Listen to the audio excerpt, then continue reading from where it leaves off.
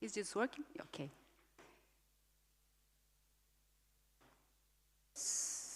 So, hello, everyone.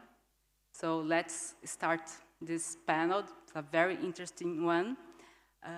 I'm Isabel Garcia Drigo. I work at Imaflora, that is an NGO in Brazil. And it is a pleasure to be here to help to moderate this very interesting panel.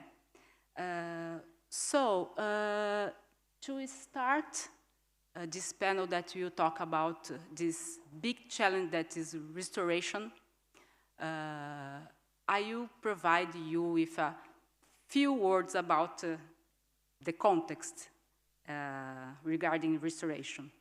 So, I'm sure that all of you know very well that land degradation is a big issue. At the end of the day, degradation means very bad consequence to us. Degradation means less and less natural capital available. By natural capital, I mean natural resources. And by natural resources, I mean water, health soils, then climate regulation, then food. So we need to fight this issue. To tackle this situation, more than 70 governments have committed to restore over 200 million hectares. As you know, WRI is one of the organizations that set up a strategy for restoring landscapes. Imaflora is also joining efforts by monitoring some projects in Brazil and calculate carbon removals from those projects. Any strategy needs data, and to collect data, process data, we need cooperation between several actors, private ones, public ones. That's about this panel is. So, with no further ado, I would like to introduce our speakers to go into the stage, and then we start the discussion, okay? So, first of all, I will introduce in the order of the talks. I'd like to invite Jefferson Ferreira to the stage. Jefferson is a Brazilian, of course. Is data science coordinator at WRI, and also is here representing Brazilian Coalition on Climate, Forests, and Agriculture, presenting our collective efforts to this very important challenge. Oops. No problems. I'd like also to invite Clement Adjulolo. That's right, Clement? Okay. Please, keep your seat. Clement is, he works in agriculture and food security, is head of Division of Agriculture, Food Security, and Rural Transformation at the Africa Union Development Agency, based in Ghana, Johannesburg, sorry, based on South Africa, Johannesburg. So, welcome.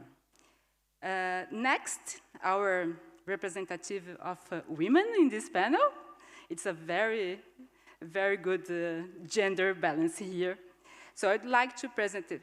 So, sorry, Victoria, if I get wrong. So Victoria Hakmanov, more or less, okay, that's right.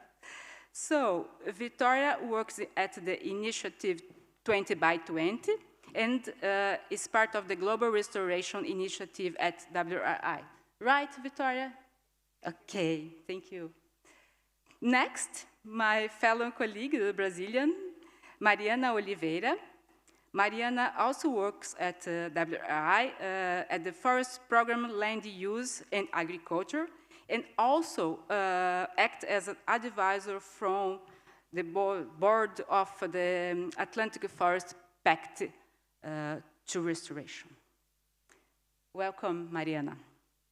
And to complete our panel, I'd like to invite Elena Feingold. That's right, Elena? Elena works at FAO, is Forest Officer Coordination, part of the coordination team of UN Decade on Restoration. So, thank you all, and let's start our discussion. I will take my seat also to be with you. Well, I think we start with Jefferson. We have the whole of this panel. Each one has 5 minutes. It's a very short presentation, and then we open to discussions, okay? So we start with you, Jefferson, please. Hey. I can sit here, or better if I get standing? Ah, okay. Okay, great.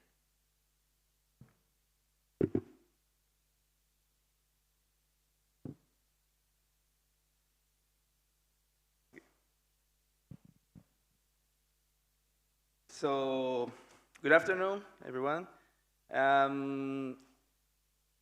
Thank you for having me here. I would like to tell you about an important initiative from Brazil, which is the Brazilian Restoration and Reforestation Observatory. And it is, we have the presentation? Okay, great, thank you, sorry.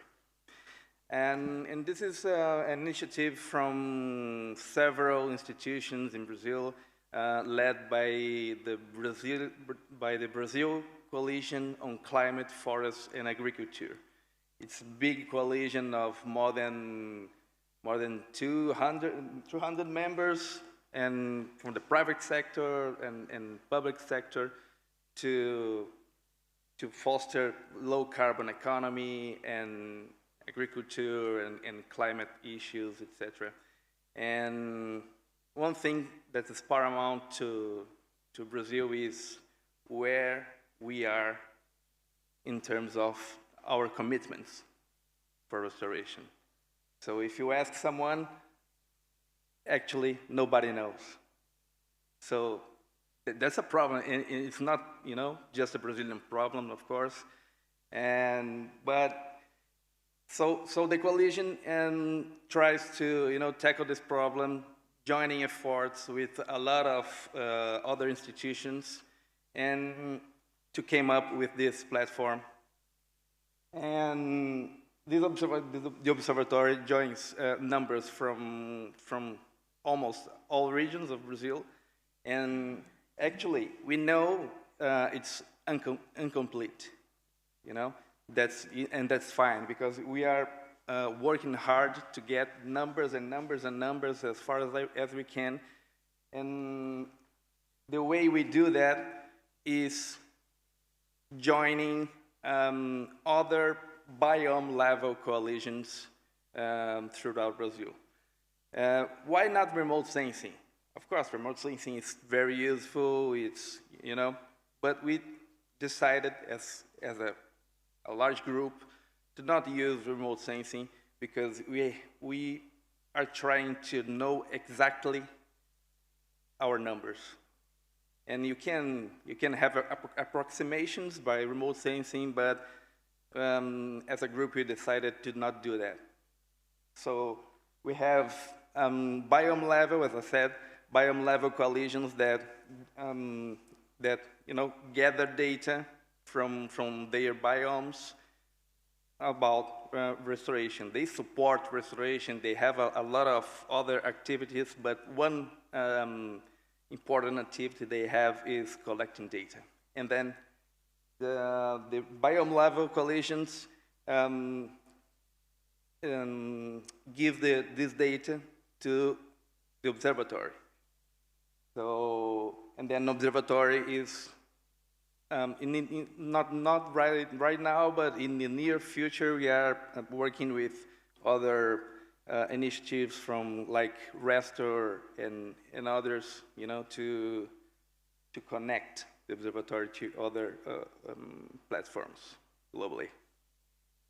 So that's the way we are doing this, and we are working hard in the background. So if you see the observatory like 2 years ago, you will notice there is not much change since the launch.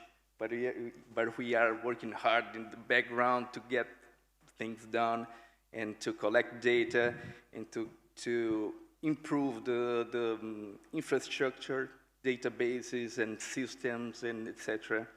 And we expect to have a new launch around March, which is the anniversary 2 years of the observatory. So yeah, it's been challenging, but it's been, you know, happy. We are very happy to bring this to the place and get it done. So shortly, that's it. Thank you.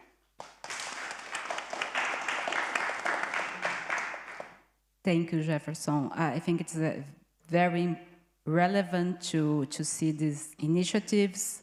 And yes, it's very, very challenging in terms of the quality of data, in terms of resources to continue with that. We see in this event so many beautiful and amazing platforms, but it's hard work. And now we continue with Clement to talk a little bit about the restoration monitoring across African countries. Thank you very much. I don't know if the intro page, so I don't have many slides like Jefferson, but I wanted us to have a conversation, and a conversation about the land restoration agenda in Africa.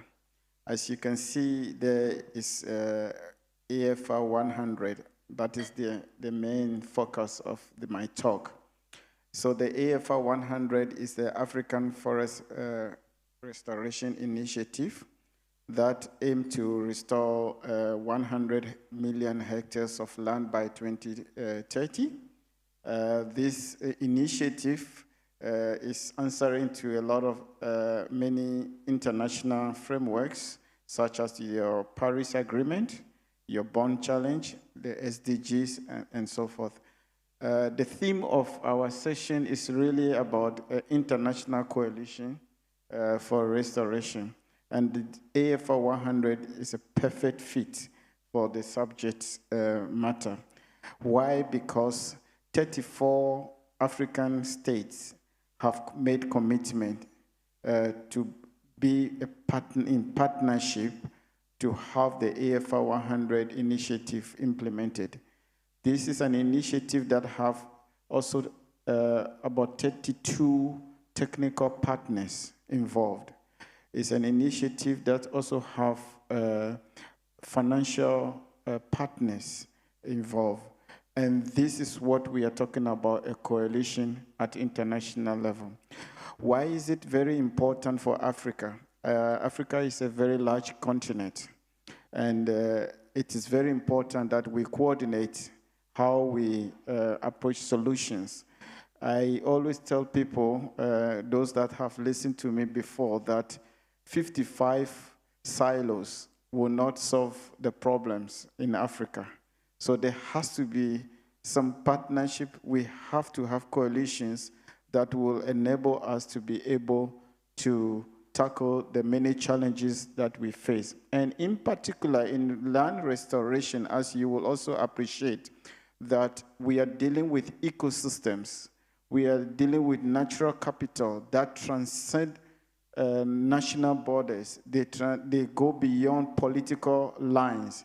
And therefore, whatever happens in one political jurisdiction will have direct implications for the next level, because we're dealing with ecosystems. And we have to have a system approach. So even from the physical point of view, there is that imperative for us to have this coalition. So how are we managing the AFR 100? The AFR 100 have a management team.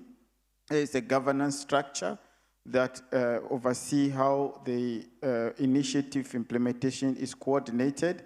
We are now in the second phase of the implementation of the AFR 100 initiative, which is after we have gathered the political commitment from 2016 to about 2021, 2022, we are now doing the on-the-ground interventions. And the partners, for example, the BR and many FAO, GIZ have been very instrumental in contributing to this initiative in both financially, technically, and other means. The secretariat of this initiative, AFR 100, is the African Union Development Agency, which I think is a perfect fit because it has the mandate of all the member states to be able to pull together the interventions that we need.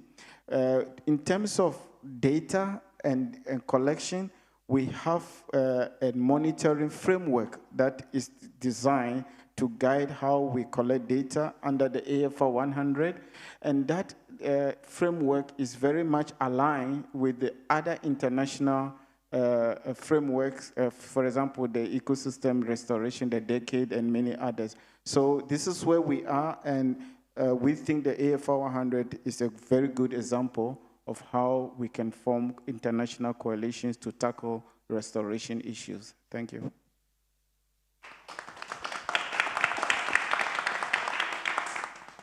Thank you very much, Clement. And I think you put the element of governance. That's very, very important. The models of governance and cooperation and how to convene people, organizations. It's very, very important. Now we turn to Victoria to talk a little bit about Latin American region and the issue of monitoring restoration at this region. Please, Victoria. Perfect. Thanks, Isabel. And I think it's great to follow Clement because AFR 100 is really a sister initiative of a 20 by 20, a lot of lessons to be learned from one another. So thank you all so much for the opportunity to talk with you all today. My name is Victoria Rachmaninoff, and I'm going to be talking a little bit about restoration monitoring in Latin America and Initiative 20 by 20. Oh, is there a clicker? Yes. Thanks, Katie. Perfect. Thank you. So for those of you that might be less familiar with Initiative 20 by 20, we are a regional initiative, a country-led initiative that aims to change the land degradation in Latin America with the broad goal of restoring 50 million hectares of land, or beginning the process of restoring 50 million hectares of land in Latin America and the Caribbean by 2030. We have, at this time, over 52.6 million hectares of land that have been committed by governments, with $2.5 billion committed in private capital. As you can see from this map, here is kind of an overview of the commitments from each country. And I want to point out, you know, these are really ambitious goals that countries have set. Right now, the 52.6 million hectares of land is roughly the size of Paraguay and Nicaragua combined.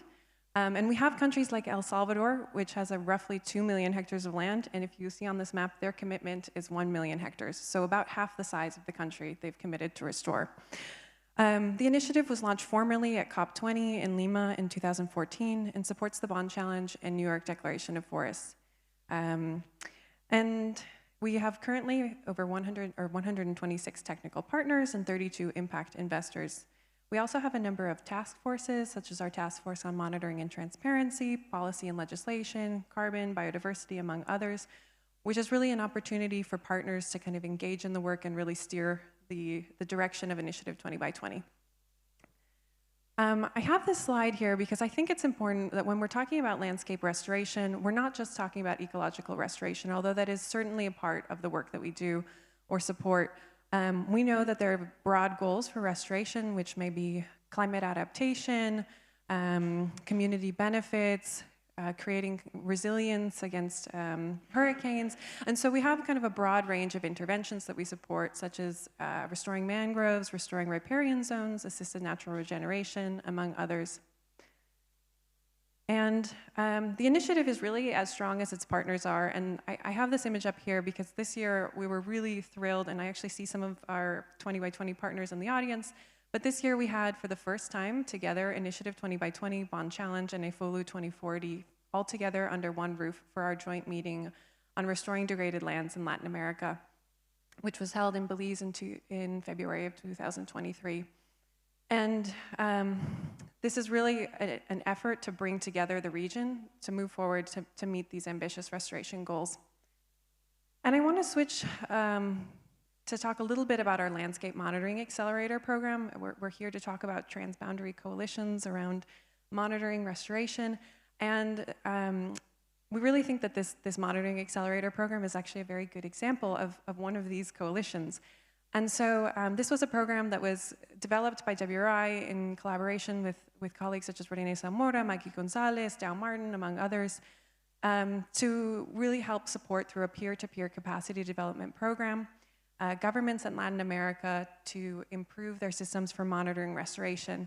And here you can kind of see a little bit of a diagram of how the model that we use. So we work to create a cohort of public entrepreneurs and mentors. And these public entrepreneurs are government officials who are really champions in their countries, leading in kind of the movement to monitor restoration in their countries.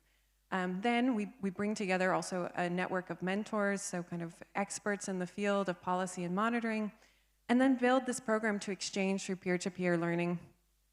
We identify bottlenecks, so really kind of specific challenges that countries face in monitoring, and then work through the knowledge of this network to co-create solutions and then implement and pilot changes. And I'm running out of time, but I'll be talking a little bit later more about some of the impact of the Monitoring Accelerator. But the countries that have participated in the program are El Salvador, Guatemala, Chile, Costa Rica, Peru, Uruguay, Paraguay, and Brazil. And we really think that, facilitating more institutional collaboration and this kind of knowledge network is really important because we know there's so much important work and knowledge being developed by countries, and we want to create kind of more opportunities to exchange that. So thank you all so much.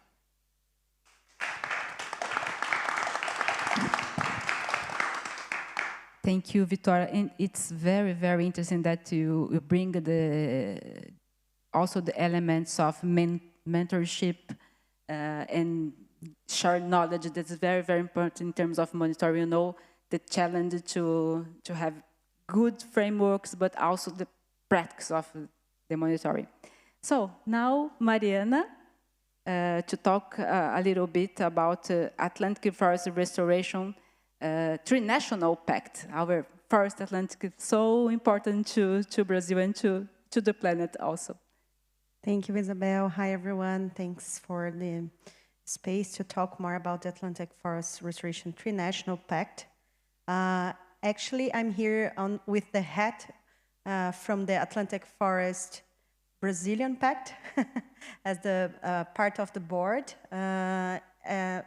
And as WRI, we follow PACT since the beginning of the multi-stakeholder network that was formed in 2009 with the ambition to restore 15 million hectares until 2050. So people were already talking about commitments before the global agreements and things like that were related and more common with the climate agenda. And last year, together with the UN Decade on Ecosystem Restoration, the pact was selected as one of the flagships of the UN Decade on Ecosystem Restoration. And in this case, was not only Brazil. This was a tri-national effort together with Argentina and Paraguay. The pact, as I mentioned, has more than 20 years. And it is a multi-stakeholder network that has more than 300 organizations that includes NGOs, research institutions, public sector, private sector as well. And I would like to highlight a few topics before entering the monitoring piece that was they focused when they started the pact not only having a clear goal on what we wanted to achieve with the pact, but also setting up a good governance, as Clement has said. So what's the role, who will be representing, what's the responsibilities and everything. Also, they created a technical reference. So what's restoration for us, what we mean by restoration, and what are the good, the indicators that we believe that set up for a restoration to be successful. The third part was a monitoring system. So the efforts started at that time, as we mentioned, with like field data tracking, but also exploring a few stuff related to remote sensing to understand what were the priority areas, and also understanding what it's been happening regarding the natural regeneration, because then we could focus not only on efforts that could reduce the cost of restoration, but also lead to effective action on the ground. Besides these two things, we as PACT focus on building public policies for the Atlantic forest, so strengthen what is already happening and raising the bar for more and more things that could happen with more quality, and supporting building capacity. So all of these aspects are, I think, that could lead to this successful effort on evolving on the monitoring piece as we are talking. And last year and the years before, we together also, not only with the members of Brazil, but also together with the MAPI Biomas Network and together with support from WWF, we expanded to Paraguay and Argentina. And I brought here a map just to show you why it's a tri-national pact, because it's, of course, 92% it's located in Brazil, but Argentina and Paraguay also have some parts of this important biome that it's a hotspot for restoration in the world. And I just want to bring some achievements and some evolvements regarding the tri-national Atlantic, the tri-national pact that is building this capacity, and it's working through many of these tools that are available to track restoration and to have the access of these high quality data, and also not burdening the ones that are implementing restoration. Because as Jefferson just presented, we have the Brazilian Restoration Observatory.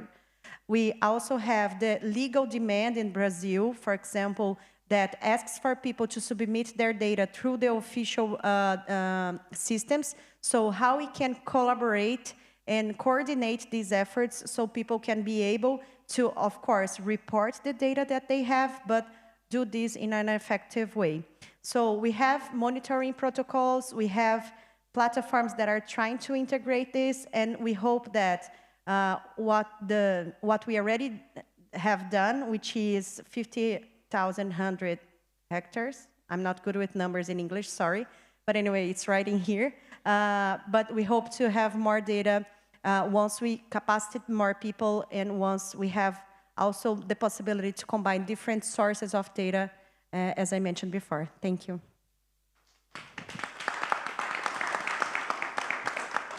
Thank you very much, Mariana. And I have to say that I'm very more informed now, and how important is this our Atlantic forest.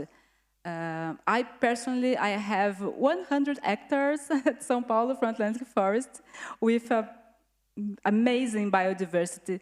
And as I talked about natural capital, Atlantic Forest for us is very important for water.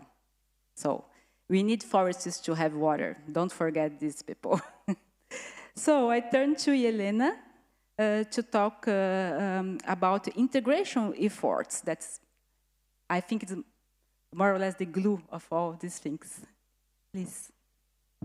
Thank you. Thank you so much. And it's amazing being on this panel and hearing about all of these national, regional initiatives. And I would like to speak a bit from the global level, what we're doing on the UN Decade on ecosystem restoration.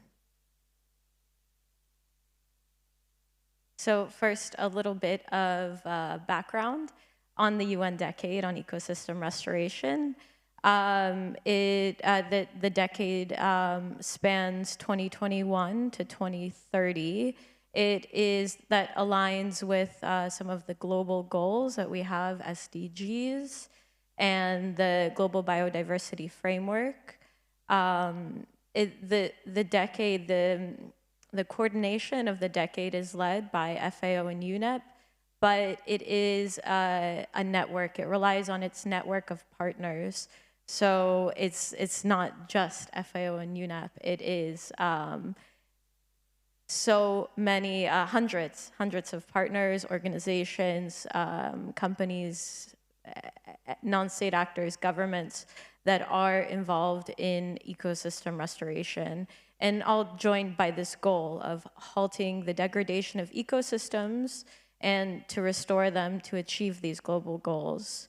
And the UN Decade, it has a few task forces, and I am coordinating the monitoring task force. So we have a monitoring, best practice, finance, youth, and science task forces. So I'll be speaking a little bit about what we're doing in terms of monitoring. So the task force on monitoring is, at the moment we have 380 technical experts that are part of the task force. It is also, it's open, so anyone that would like to join the task force, I welcome you to join. You can contact me. And we're all joined by a vision that restoration efforts can catalyze investments and informed by science-based actions. And it's organized into 3 broad working groups by very broad ecosystems: terrestrial ecosystems, aquatic and transitional ecosystems, and socioeconomic, since we know people are really at the core of restoration. And we are also the custodians of Target 2 of the Global Biodiversity Framework. And we have a working group that is drafting the methodology for reporting areas under restoration for the Global Biodiversity Framework. So that is Target 2, which is here. And so that reads, and Target 2 is, it's raising global ambitions for restoration, so that by 2030, at least 30% of degraded ecosystems, all ecosystems, terrestrial, inland water, and marine and coastal ecosystems, are under effective restoration. And that restoration spans the restoration continuum, going from productive ecosystems, like Victoria mentioned, and also natural ecosystems. And that's in order to enhance biodiversity, ecosystem functions, services, ecological integrity, and connectivity. So there are a lot of pieces to unpack here, and we need a framework that's flexible. There's no one answer on how to monitor and collect data across all of these ecosystems, across all countries, but we need something that's flexible, that can be modified according to the ecosystem and the local and national context.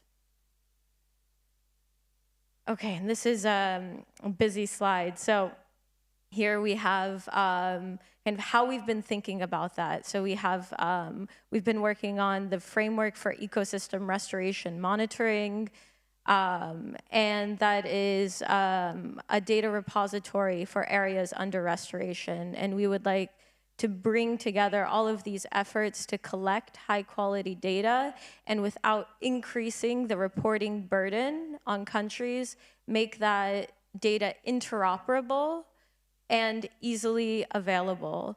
So, and so collaboration is really key here, to have all of these organizations, platforms, mechanisms, frameworks communicate, understand how they can speak to each other, how that data can be interoperable, and how that data can be delivered to and with countries to enhance national reporting, which then feeds which will make the global level reporting. And we know restoration happens on the ground, and so it's important that there's really that ground up that will build up to that global level reporting. So I'll leave it there. Thank you very much. Thank you, Elena. And I think with that, we have all the elements to discuss more now. So we turn to our part of discussion. And it was really very, very interesting to realize that you have the framework, the efforts, the groups working together in many, many countries, and how, let's try to move to more how implement. So I have here a more broad question to introduce this panel, that is data beyond boundaries, and the how to improve effectiveness. As you said, we have so many effective things and a target very, very clear. So how to improve effectiveness of the current efforts?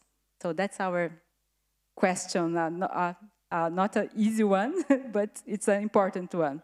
And I'd like to hear, first of all, maybe from Jefferson and Clement, about data collection. And others, feel free, please, to complement or to jump in the discussion.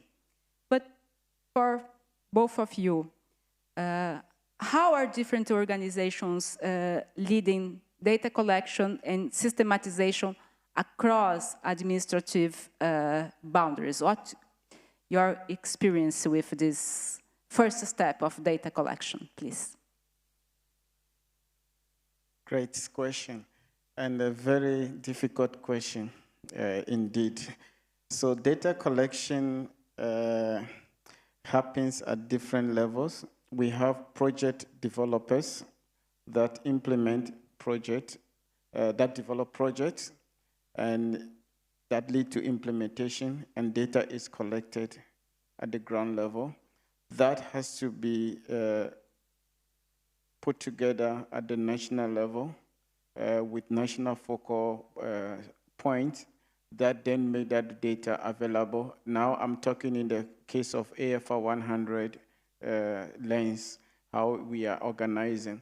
So we have different partners that are working on different projects, and the idea of having the AFR 100 monitoring platform is to be able to coordinate this data collection, because the platform identifies data generators, the users, and those that also at the policy level.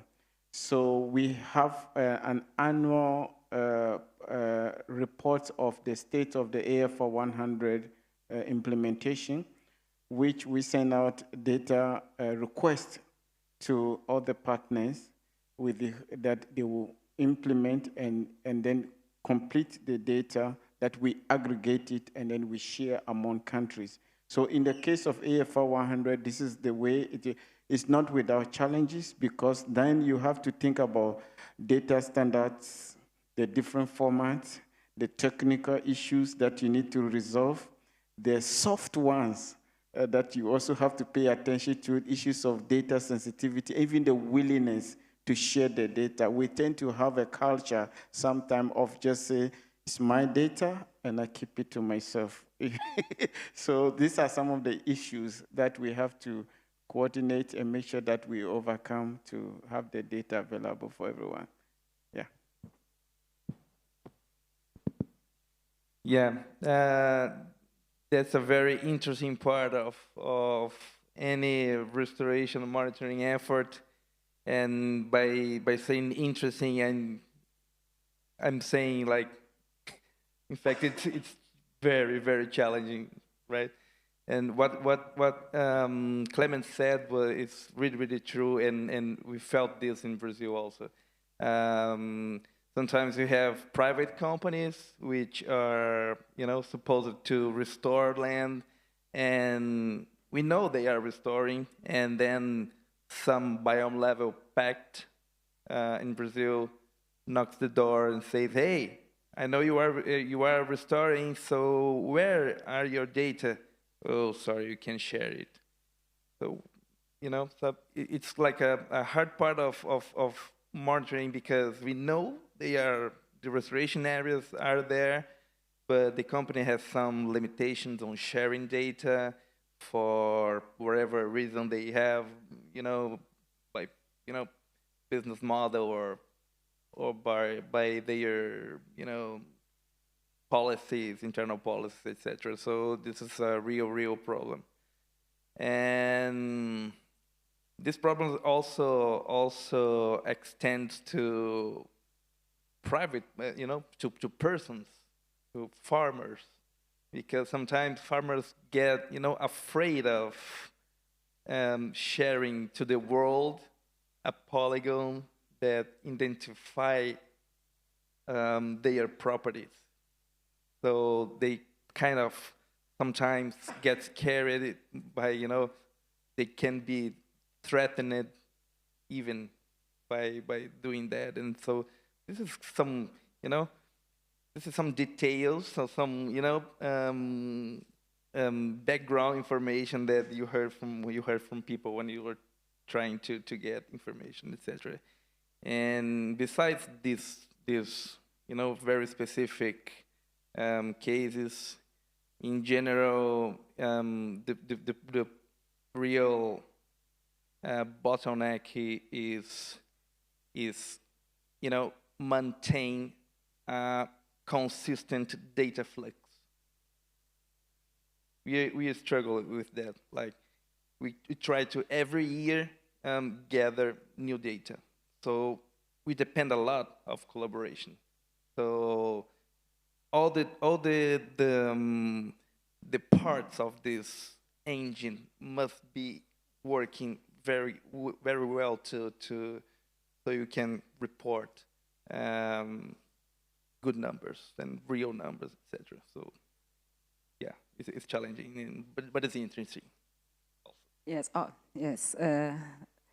It's very interesting. It's very challenging because you talked about ownership of data also. Yes, it's a property right over data that is complicated in big countries, continental countries like we work.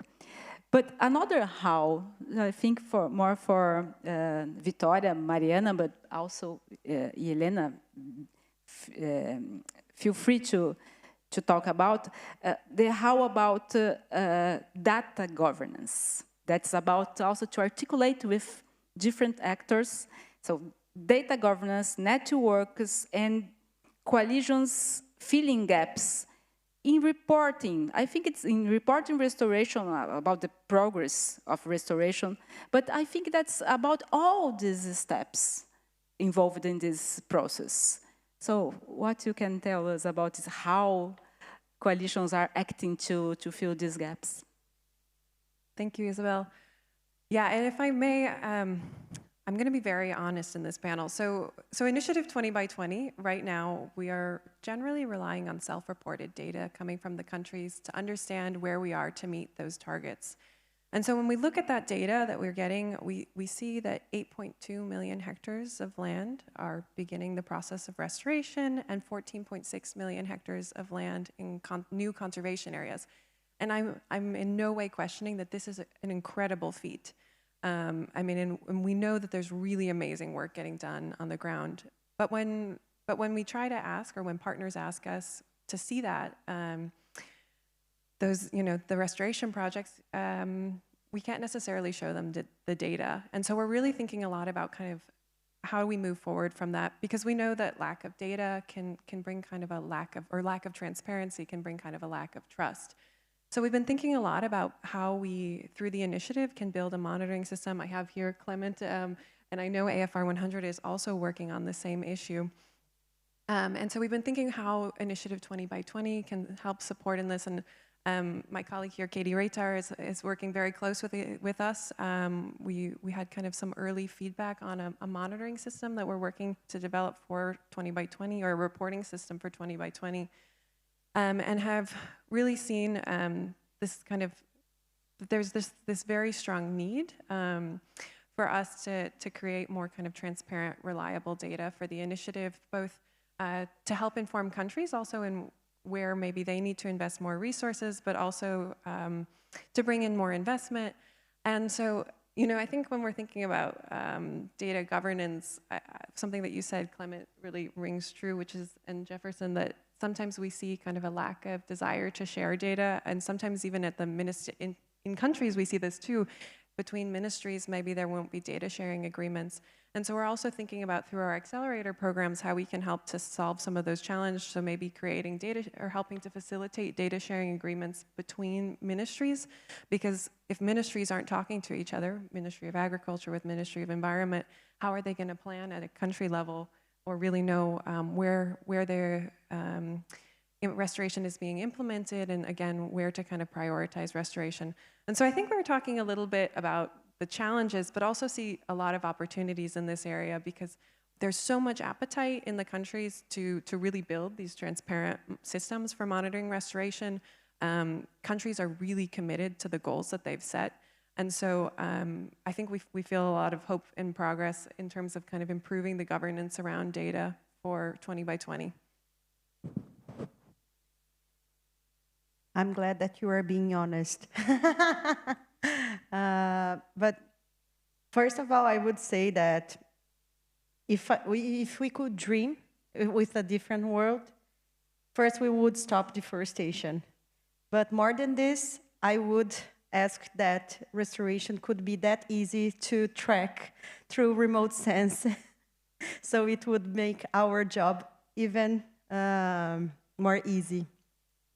But I'm mentioning deforestation here because I think we have not good, but people from data, sorry, but regardless the piece of monitoring and all these data that we have about the space and remote sensing, it's more easy to track deforestation. But we are moving on, and Victoria just mentioned that we are also tracking the gain of forests or the natural regeneration, and that's awesome. It's not that easy because there are different stages of the growing forest, there is degradation, so it's hard, it's really hard to track this, but I think we are moving on this. But there is this piece regarding restoration that differentiates from the natural regeneration, which is intention. So the question about restoration reporting is that there is no recurrency. So this differentiates on monitoring the progress of ecosystem recovery. So this is our question, how we're gonna fund not only a picture, but a collection of pictures or a collection of data from the field. I think we are mentioning here on this, this table lots of good ideas and progress on evolving on this first picture. And Jefferson mentioned, we are trying to build another picture from Brazil, another picture from different states in Brazil, and as PACT, Tri-National Pact, we are trying to build this for 3 countries, and anyway. And besides this gain of forests, or ecosystem recovery, there is different types of restoration as well. So it's not only understand that the forest is growing, but it's growing in different ways. So for us, it's also important to understand the effectiveness of different types of restoration. Because should we use a total planting, or should we support the natural assisted regeneration? So it's kind of questions that we have that still don't have answers. And it will change locally, depends of the biome, depends of the people's motivation and things like that. So I would say in terms of high quality data, transboundary, and how we could overcome challenges like this, the front runners, I see that they are using remote sensing, of course, to track it. So go beyond boundaries, beyond administrative gaps, and looking from the satellites, what is growing, what is coming back in terms of native vegetation. But not only, trying to qualify this information through other sources of data. It can be from the field, it can be from drones, from any other type. And not only, using also artificial intelligence to train the different ways to try to track these different data from different types of restoration. So it's getting more complex, but I think it's part of the process of discussing restoration and human intention regarding these land interventions. And to close my contribution to this question is that not only looking for the biophysical aspects that we know that it's important, so you mentioned natural resources, natural capital, but how we can also input different layers of data that will bring other types of information, such as water quality, jobs creation, and et cetera, et cetera, et cetera. Thank you. Thank you a lot, Mariana. No doubt, it's very, very important, all these things. Yelena, would you like to share some thoughts? Also? Yes. Yeah, so, well, I think first in terms of data, to put all of these different pieces together, and so we have data so we can start building this global picture. One starting point that we have from the UN Decade is the project sharing framework. It's a document that was developed by the Global Restoration Observatory, and it provides some project descriptors and indicators that are very basic and standard. And if restoration platforms and anyone that's collecting data it's not required that all of that data is collected, but if the data that projects and countries and regions are collecting start mapping the information that they're collecting to some standard parameters, then we can start gaining a better understanding of the picture, start putting the pieces of this restoration puzzle together. And what we're doing right now is we really want to scale up this project sharing framework, and we're working on making it into a platform sharing framework, and working with some first pilot platforms, but then opening it up so anyone can map their fields, and so we can start sharing data and being open and transparent. And I think at times that's also scary for private companies, countries, people in general, because it also brings a level of accountability as well.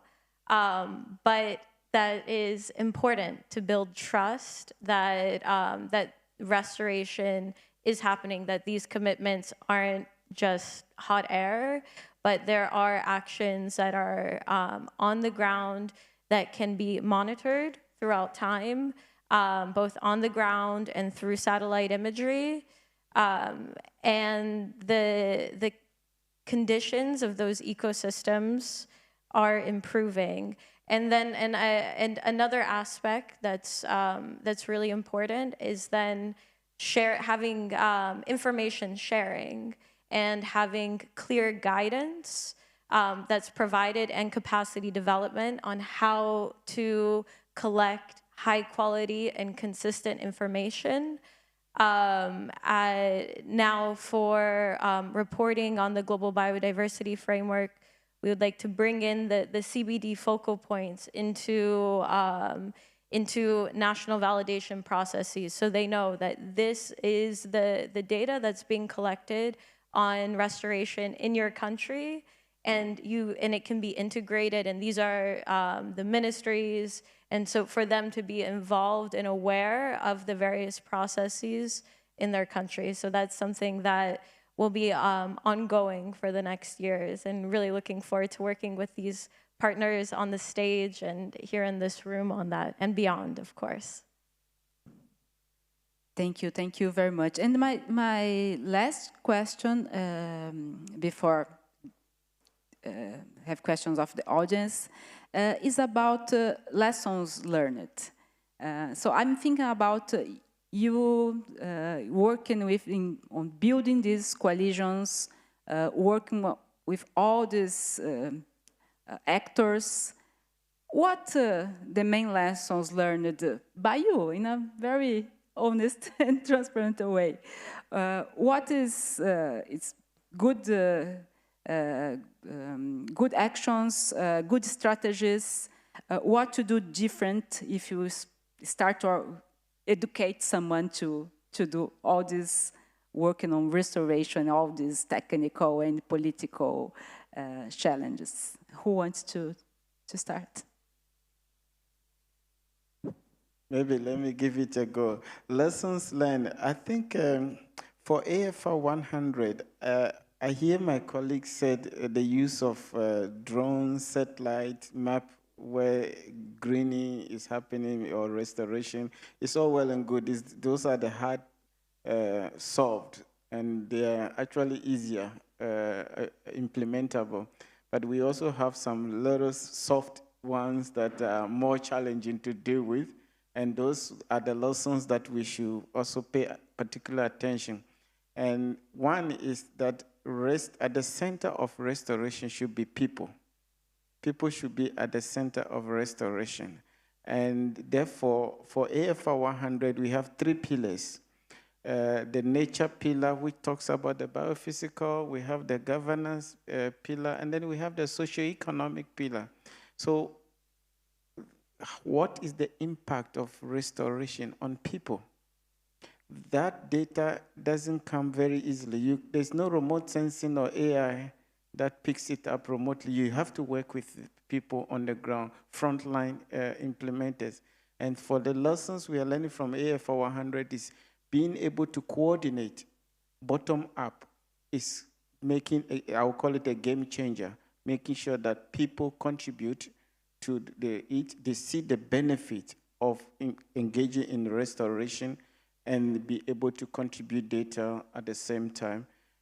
I think that's a good lesson that we think should be replicated across the initiative in Africa and beyond. Yeah.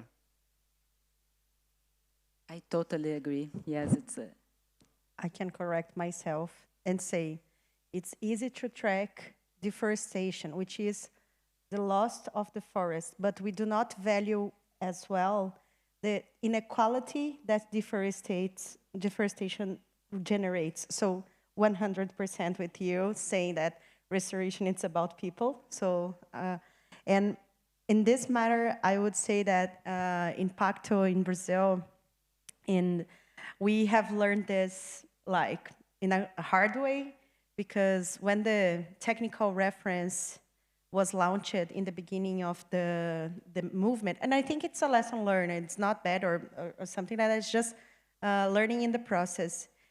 Like people from the ecological restoration set up this monitoring protocol. So we had diversity, number of species and things like that, and looking through the process of applying this monitoring protocol since the beginning, it was too harsh for the people that were in the field, and it was too expensive to do so. And with the technology improving, with hearing back from the people that were implementing the protocol, we are now launching a new version because it's a more short protocol, and that includes diversity, inclusion, gender, social aspects as well. So I think this is also a lesson learned from the movement, from the network, that shows up that it can be less that will lead to more. And it's not only about the forest loss or gain, it's also about processes that are in place. So, for example, the NDC, the Brazilian NDC, it's 12 million hectares to be restored. So it's not only about these hectares, it's about which are the numbers of states that are implementing the Brazilian Forest Act. Do they have monitoring systems? Are they doing the validation of this information to rural property, rural landowners? So I think all of these is part of a more broader effort to bring, as you said, governance, research, improvement, including technology, and involving people from the ground. So to close my contribution on this, thirdly, in 2015, Pacto has established what we call regional unities. So in Brazil, the Atlantic Forest is present in 17 states, but most of the organizations that were part of PACT were from São Paulo state or the southeast region in Brazil. So to have a more capillarity inside the biome, some of the institutions that were part of the network were established as regional unities. So you can have a larger number of organizations allowing more information to grow up in the territory and building this capacity. So I think this was also a good strategy, not only in terms of building together, capacity building, and spreading the network, but also to gather more information, to train more people to have these high quality and to go beyond boundaries as well. Someone else about lessons learned? Yeah, if I may, and I think that point, both about people being at the center and really, it kind of, I think the overarching theme is that restoration is also about equity. It's not just about climate benefits, but it's really a movement about equity. And so, yeah, thanks, Mariana. Thanks, Clement, for that comment. I think just adding on maybe two quick lessons learned from 20 by 20. The first one that I want to say, so we're here at the Land and Carbon Lab Summit, and we've been seeing some really incredible new tools and data. And maybe this is, again, getting a little bit controversial, but one thing I would say is maybe we need to think that new systems aren't always the key, but instead thinking about how we can harmonize existing systems that countries already have. So for instance, we've been working a lot with the government in Chile, and we know that they have, I think it's over 8 different monitoring systems between different institutions in the country. And these systems are collecting really valuable data. So Chile right now is trying to think about how they can monitor progress. They have a very ambitious national restoration plan that they just launched last year with the goal of restoring 1 million hectares of land. And so to understand where they are, what they've been trying to do is think about how they can harmonize some of the existing data coming from each of these systems, so kind of pulling the most relevant data from these different agencies and really thinking again about that institutional collaboration. So sometimes thinking about how we can use what already exists rather than thinking about how we can create new, because we also know that that can help with governance, because these systems already have governance structures in place. And so how can we then use that data to really understand where we are in the restoration movement? I think the second point that I would like to make is just that I think we see time and time again that countries really understand their needs. We have the Landscape Monitoring Accelerator Program and the Landscape Policy Accelerator Program, which are very much based on the idea of peer-to-peer capacity building, because we as institutions have great data and solutions that we can propose to countries and can be very valuable for them. But countries also are producing incredible data themselves. And so thinking again, too, about how we can support and kind of create more interplay and exchange between countries and organizations that are producing data. Because we know that, or rather, when we're thinking about who understands the challenges that a government faces in monitoring restoration, the other governments who are facing that exact same challenge or similar challenges know this the best. And so how can we connect that knowledge that's coming from countries to help facilitate kind of, and better monitor restoration to, so yeah, maybe I'll close with that. Thanks. Thank you. No doubt. Ellen? Yeah, thank you, Victoria. I really had the same thoughts there.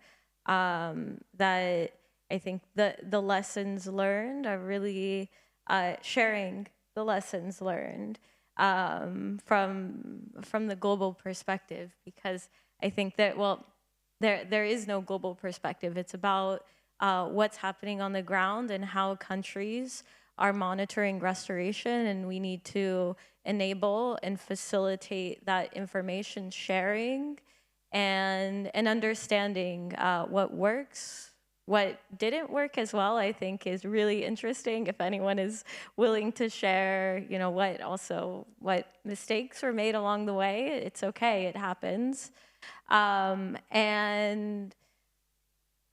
Yeah, so that information sharing is really key, and we're facilitating that right now by we're in the initial stages of gathering some case studies for countries that will be included in the methodology for Target 2. So countries showing how they're integrating restoration monitoring within their national monitoring systems and building on those existing systems, because you're right, exactly. It doesn't require building a whole new thing. There are so many pieces that are already existing, and that's also been kind of our mantra from the beginning of the UN decade, that we don't want to build anything new. We don't want to build a new reporting process. We don't need a new reporting process. We just need to build partnerships and collaboration so we can use those existing processes to show what's going on in terms of restoration and how we can also scale up restoration. No thoughts from Jefferson? Okay. So I guess we can move to the audience questions. Just a doubt, do you have a Slido coming from? I don't think so. Yeah. So please, I'd like to invite you to ask to our panelists your questions. Here.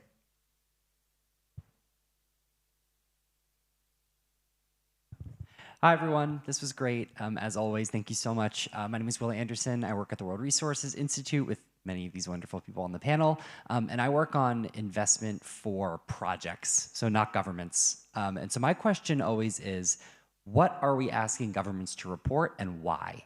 So for me, the reason why we're able to get a lot of good, high-quality data from projects is because we give them money. Just like many of us who work at NGOs, we have to submit reports to our funders. We force our projects to submit information to us.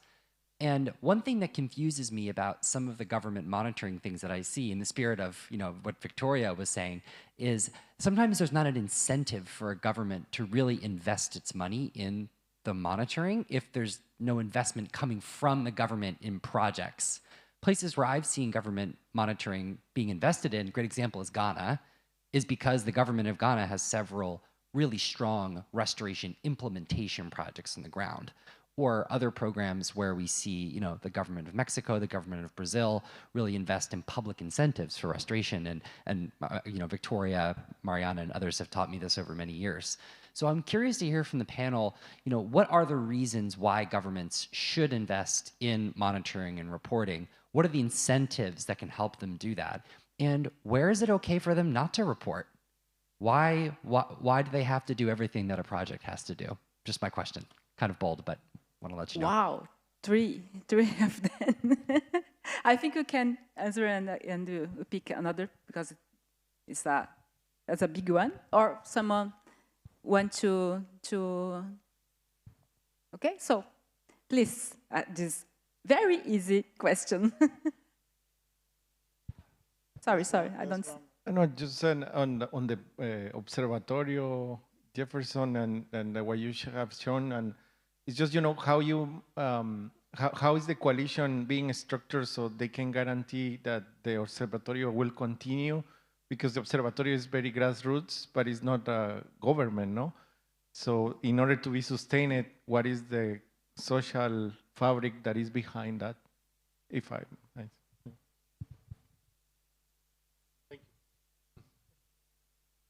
So I think you can go with this. Why should government report? I think it's obvious, but it's not that easy.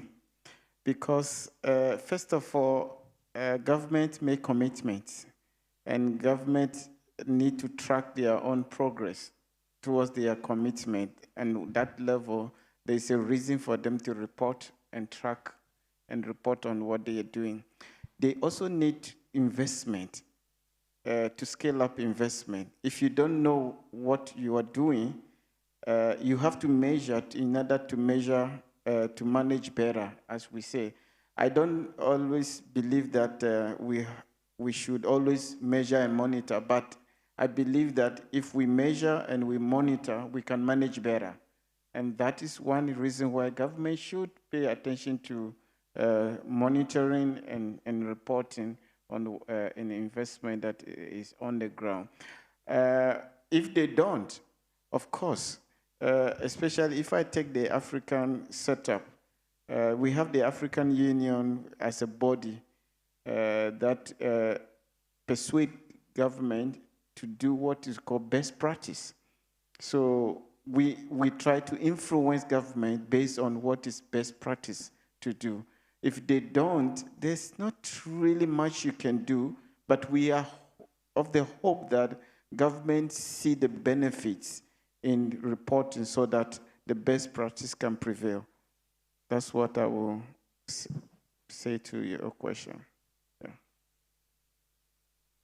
Yeah, maybe just to add to that, I think that's really great. And one reason why governments need to report, it can be legally binding. Right now, well, it's a proposed restoration law in Europe, but in the European assessed why countries did not achieve previous restoration targets. And one was because they didn't have to. They didn't have to report on it. They didn't have to monitor it. They could just make commitments and that's it. And so if it is legally binding, then, well, they don't have much of a choice. They have to report and show what their progress is. Are they actually restoring it, and are they on track to meet their commitments? Yeah, so I think that's a really interesting aspect there, to push countries for achieving restoration targets.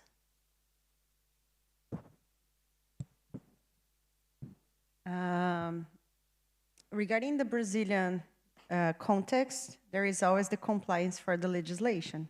So first of all, to start, there is the legislation that needs to be implemented. But I would say that it's a more broader question than restoration. I think countries should care to track land use and land change, not only deforestation, to understand what there is in their territories so they can set up better public policies. So not only track for climate commitments or something like that. It's about transparency. So what's there, what's not there, what's the amount or the number of hectares, and where this is located, and what these transitions are costing or leading to. So we can think about economy and social aspects This is my perspective, because I think it's more than restoration, of course. We did like a frame for this panel, but I think it's broader, and that's why it's so important to discuss this in a summit that is leading with not only restoration but other issues. But this can lead to better public policies, as I mentioned, but also to provide incentives to a specific sector, can like review the taxes or like any other instruments that could support restoration businesses. This could lead to education issues, so how you can bring these to like the children, or like to lead to a social human restoration process. And also I think if in Brazil we have technical assistance service, so for now if you go to like more than like at least the indexes of technical assistance in Brazil are quite low, but those that receive technical assistance, they know how to plant beans, soy, and to manage a cattle.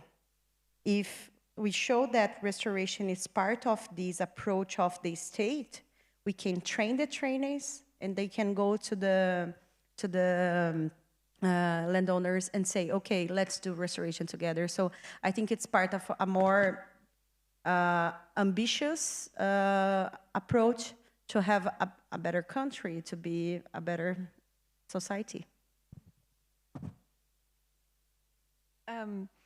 Yeah, just to complement what Mariana was saying, I think it also gets back to the question of why restoration, right? So we might be thinking, you know, we're restoring, but we have to ask ourselves, why are these countries making these restoration targets? So again, thinking about what are the goals for the program. So maybe a country is really interested in improving livelihoods, so they're really investing a lot in agroforestry. Or maybe, again, they're interested in climate resiliency. For instance, in the case of Latin America, we know that a lot of countries in Latin America are already experiencing very drastic climate impacts. And restoration can be a really important part of kind of some of the work to adapt to a changing future. So, for instance, mangrove restoration is incredibly important for preventing inland flooding. And so maybe a country has a restoration program, but they want to know, are they actually meeting those goals? And so monitoring can really help kind of solve that missing piece of that puzzle. Because if a country is investing a large part or even a small part of their national budget, there are a lot of competing goals for what they might want to do with that money. And they need to be able to show that the money that they're investing in that program is actually meeting the goals that they have for that program. So I think it's just really about connecting kind of that question. Whenever we think about monitoring restoration, we have to think about what we're trying to monitor through what we're trying to achieve. And yeah, and so I think that that might be the incentive to monitor, is so that we know if the money that we're spending, or rather if the country knows that the money that they're spending through maybe an incentive program for payment for ecosystem services program is really doing what it's supposed to do. And I think that part of the challenge is that we often see that these monitoring systems really are only measuring hectares. And so we're again missing this whole other element of the social impacts of restoration, the adaptation impacts of restoration. And so maybe the question is also, how do we improve the systems for monitoring so that we can then actually understand if it's meeting those impacts, or sorry, meeting those goals of those programs to have the intended impacts. So yeah, but thanks, Will. Yeah, it's a really important question to think about. Can I add one more thing on what she said? It's about markets and trade as well.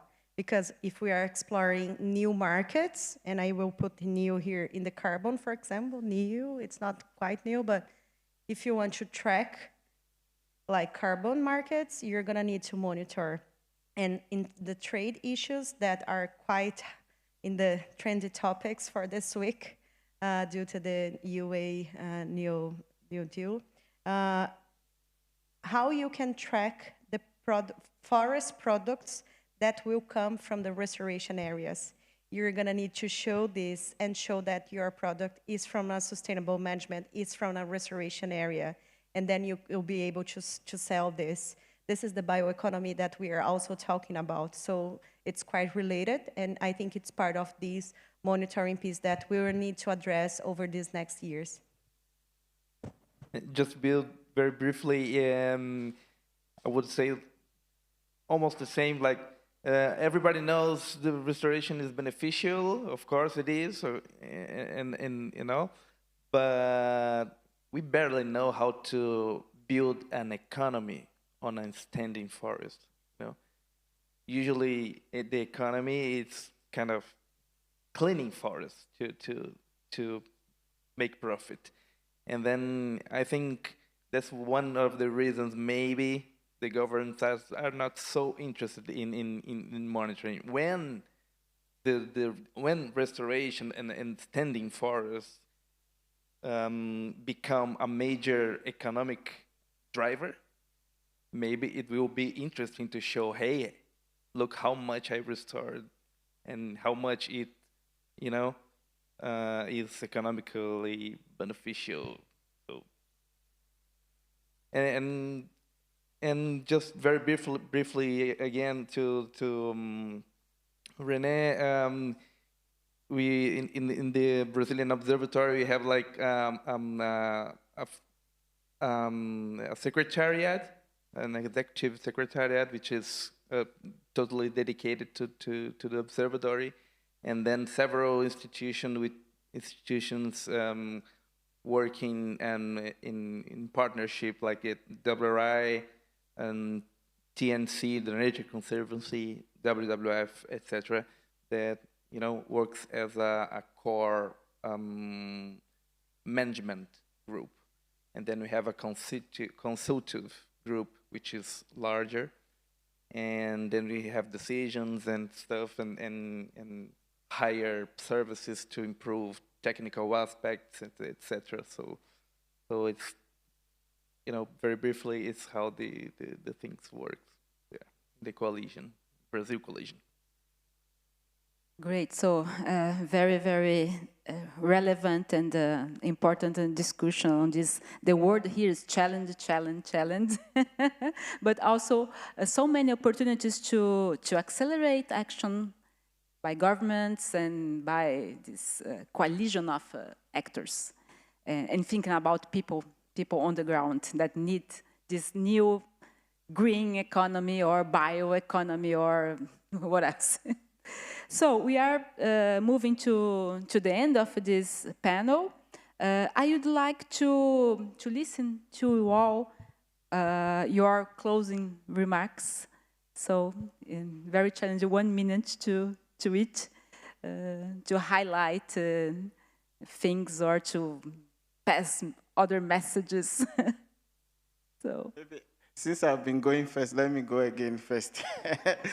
I think my parting message would be, I will borrow from your last word. We talk a lot about challenges, but we got to appreciate the progress that we are making and then leverage that to achieve more. So I would say more partnership, let's strengthen the partnership, let's deepen the collaborations at all levels. And with that, we can really achieve the impact, the outcomes of restoration at the different levels. Thank you. Yeah, I would say that as a closing remark is like a lot of initiatives sometimes is built apart from other initiatives that is happening or that existed in the past. So this is sometimes it happens, right? So I think that this is a challenge. We have a lot of challenges, of course. Challenge is the word here now, but it's a huge opportunity when you get together and we learn from each other and we work together. So there is a lot of opportunities there, a lot of platforms that do almost the same thing. You must, join all forces and efforts to get it done and get on trails.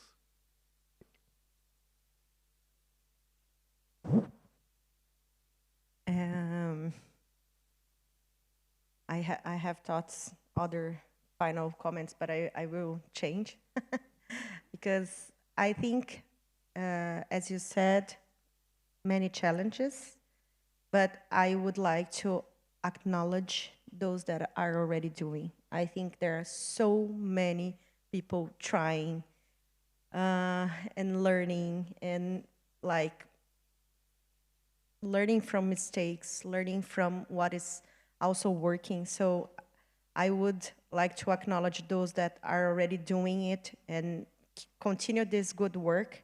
And of course, monitoring, it's right now, it's not cheap. In fact, it's quite expensive. And it's part of the restoration costs as well, because I think we need to track this progress. Restoration, it's not a one-year activity, it's a progress. We are talking about processes of ecological processes, human processes that takes 30, 50, 100 years. So I think we should recognize this more and more. And if I could take one word from many of us spoke during this session, I would take one from Elena that spoke about accountability.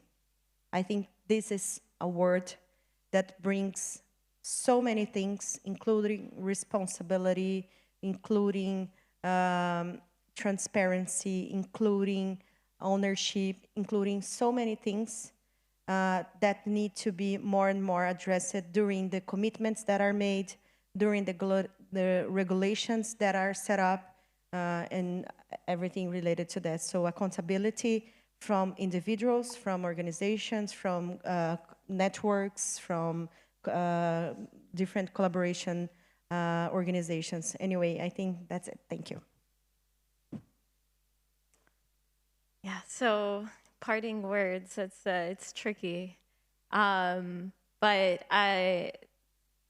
yes, we have challenges, but I'm really looking forward to seeing what we can do in this decade, how we can work together, how we can really materialize these collaborations, these partnerships.